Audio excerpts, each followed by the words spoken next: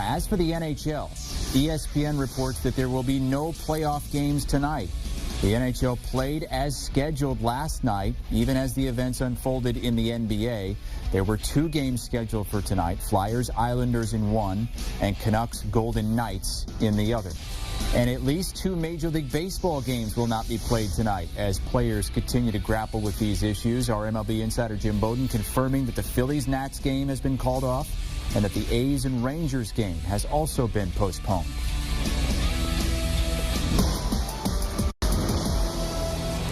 Following breaking news here on CBS Sports HQ, the National Hockey League has decided to postpone Thursday's 2 Stanley Cup Playoff games. After going ahead with games last night, the NHL, facing pressure from its players, and the Hockey Diversity Alliance held a conference call this afternoon and have opted to postpone the 2 games. Philadelphia was to take on the New York Islanders, and Las Vegas was taking on the Vancouver Canucks. For more on this, let's now welcome in CBS Sports NHL analyst Pete Blackburn. Pete, I mean, better late than never, I guess, for the National Hockey League. There were some people who thought that they probably should have suspended games last night, but did not. But they are going to do it tonight. What's your reaction to the NHL now deciding to postpone games? Yeah, I mean, you kind of said it's better late than never, I suppose, but it does seem like the NHL is always kind of a step behind on these situations. And I mean, Matt Dumba said it yesterday. He's been a leading voice for diversity in hockey and racial issues in hockey. He's, a founding member of the Hockey Diversity Alliance that was founded in June, and he said it. He said, the league always seems to be a step behind on these things. And as we saw yesterday, all these other leagues, the NHL was the only league that didn't cancel a single game or didn't postpone a single game. And then, in the first game that was played, the Bruins and Lightning, they had a 7-second moment of remembrance or moment of recognition or something like that.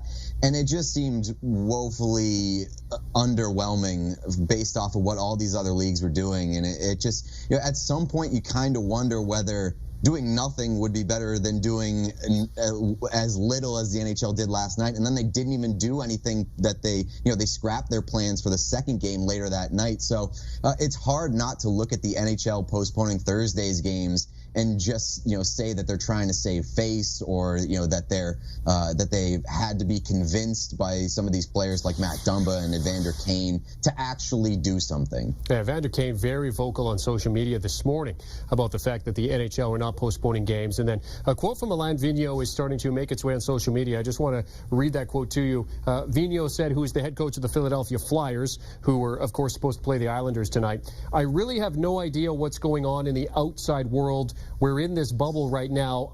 I'm invested 24/7 in our team, working 20 hours a day, going through video and preparing our group." Pete, to your point, the NHL always seems to be the last ones to the party. The NHL has had its diversity issues over the last couple of years.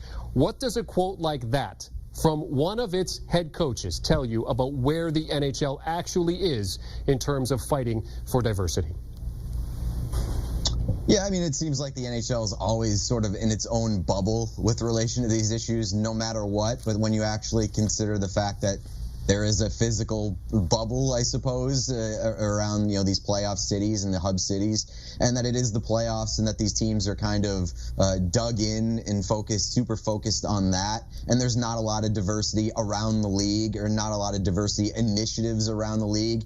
It is not that difficult to believe that a lot of these players, or a coach like Alain Vigneault, would not be super aware of what's going on. And I think that ultimately falls on the league more than it falls on Alain Vigneault, who's trying to do his job. Like, the league needs to be more proactive in making sure that the players are aware of what's happening and the coaches are aware of what's happening.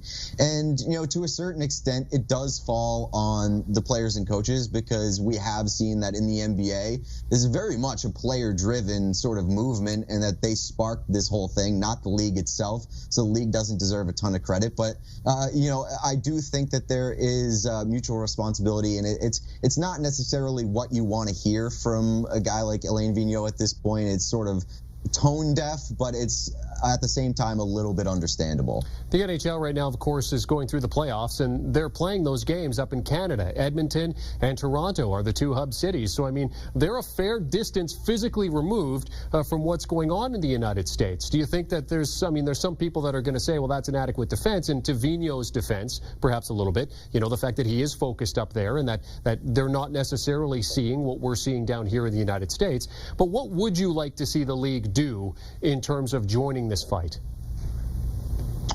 Well, I think that you want to see meaningful change. The postponements of Thursday's game don't really mean anything if there's no follow through there. It's just pushing things back a day. So you want to see the players that committed to social change, into upping the diversity in hockey and just trying to end racism or eradicate racism from hockey, which has obviously been around for quite some time. You want to see them follow through on those commitments and on their calls and commitments to change that they made a month or two ago, not that long ago. And when you see a lot of these other leagues and the players in the NBA who are striking, and then there are players in the MLB that are striking, and the WNBA and the MLS. Again, the NHL was the only league that didn't postpone a single game last night. And so you want to see those players that committed to change not burying their heads in the sand, even if it is the playoffs, even if they are in a bubble in Canada, removed from the United States. I mean, even if they're playing in Canada and they're currently physically removed from what's going on in the United States, a lot of the players are still from there. A lot of the players still live there. A lot of the players, their communities are there.